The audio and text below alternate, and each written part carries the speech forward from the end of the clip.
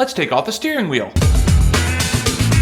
Today I'm going to show you how to remove the stock steering wheel from your 2011 S197 Mustang. I'm going to be showing you how to take it off so we can do an aftermarket removable steering wheel setup for track use. I'll show you the setup of what I'm doing, how I'm doing it, and why it's beneficial. So let's not waste any more time, let's get to it. Alright, to start things off, we want to remove the negative battery terminal. Next, if you look behind the steering wheel, you will see there's two little plastic covers. There's one on the other side as well. We want to get in there with a small flathead screwdriver and just pull those out.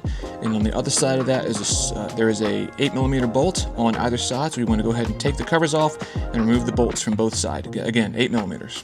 Now, there's no like rocket science with this. Just take your flathead screwdriver, stick it in there, and then just pop it out. That's all there is to it. Don't forget to remove the 8mm nuts from both sides. With both of your nuts taken out, now we can take out the airbag.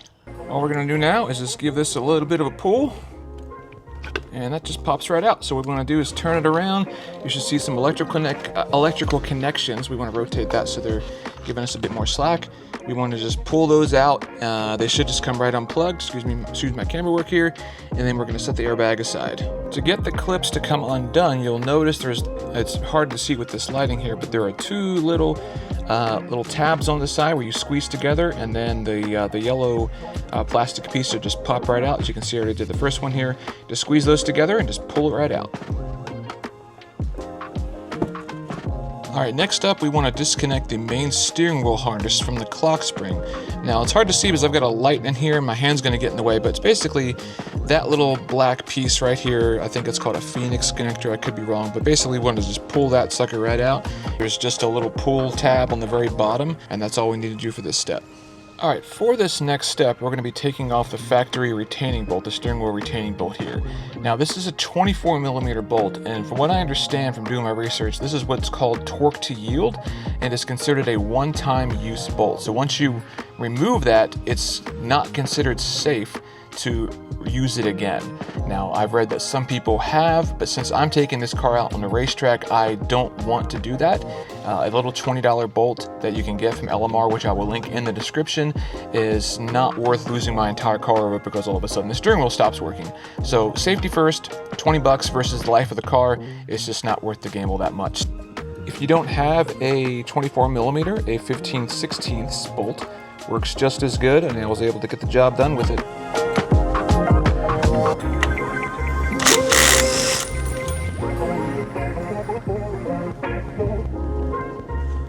As always, the Ugga Dugga is your friend.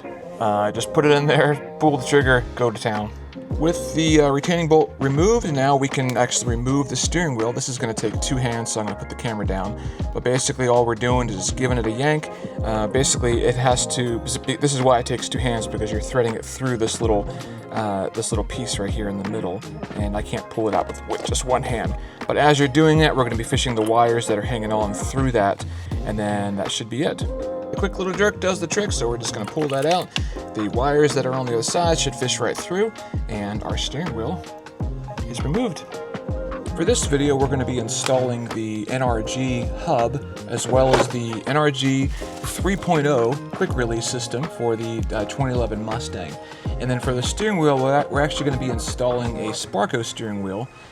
So this is about the same diameter as the stock steering wheel, but it's removable, which is a big plus whenever you're doing track work and climbing in and out of a track seat like the one I'm sitting in right now.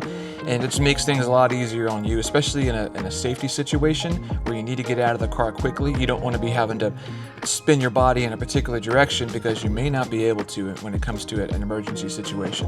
So having a system like this, ease of use, day-to-day use is a lot easier, but also ideally in an emergency situation, like I said, it makes things a little bit easier for you. So let's get started. Now the Sparco wheel came in a nice box. I've already opened it, obviously. So inside you see nice steering wheel. I like the little yellow racing stripe because racy. But also inside, it's got some horn button options in here, so you can kind of choose which one you like. I'm digging the Sparco blue. I think it's pretty cool, so I'm going to go with that one. All right, so getting the horn button on this Sparco wheel was quite the adventure. So at first I thought for sure that they sent me something wrong or defective. It seemed like it was just the horn button was too large for the diameter of the hole on the wheel. After a fair bit of research and I guess just sheer utter frustration, what I basically did to get it in there is center it up, take 2 thumbs, and just start pushing it around with a bit of a, I'd say, unnatural amount of force. It's going to seem like you're going to be breaking it. Push on the edge, don't push on the horn button itself. Push on the hard edges. And after you start distributing the force downward, you're going to start to feel a little bit of give, and then that's pretty much when you got to just keep putting it in there, and now it is absurdly tight. It is not going anywhere, and then you have successfully installed your horn. There's no gap in between or anything like that. Now you can put your little horn button sticker on there, and you're good to go. Alright guys, so I got the wheel installed, I got the horn installed, I've got some shiny little blue screws in there. If you guys want something similar, I'll drop a link in the description. But I think it looks pretty cool. Got the quick release installed to the wheels. Next thing we have to do is just get it all hooked up to the actual car. That's important. 1 week later. Dope. Alright, so we have our new steering shaft retaining bolt that I got from LMR. Link will be in the description. So we're going to get this guy in here. The torque spec is 41 foot-pounds of torque.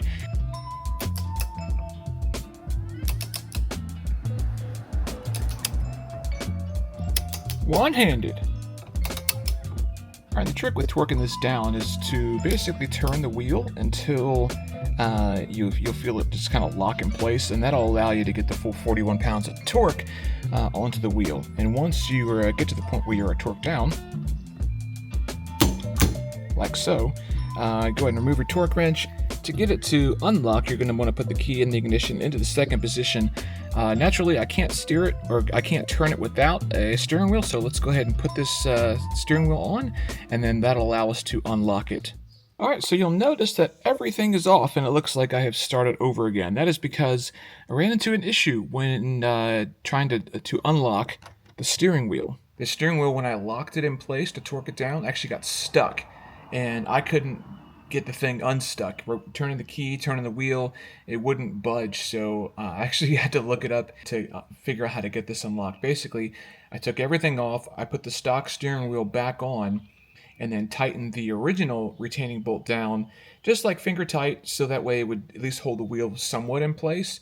And then as I'm turning the wheel, I turn the key forward, and that actually allowed it to come undone. It's actually not a very good idea to lock the wheel using the lock mechanism that's built into the steering column, and to actually keep the key in the second position and hold the steering wheel with my knees, or better yet, have someone else hold it as you're torquing it down, but it's just not meant to have that kind of torque put on it, 41 foot-pounds of torque. So I'm going to try that, and then we'll give it a go one more time. Alright guys, so basically what I did, as you can see here, I did a little strange contraption. I basically attached the connection piece here to the hub, just using 2 of the screws, 2 of the Allen wrench screws, and then I used a block of wood to basically rest right here in this gap.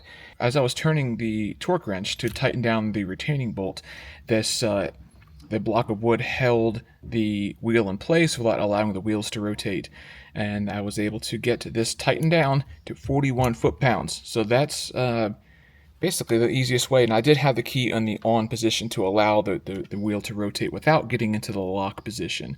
So let's keep going with this for the hopefully last time. And as this is a track-only car, this car is not street legal. It will not be driven on the road.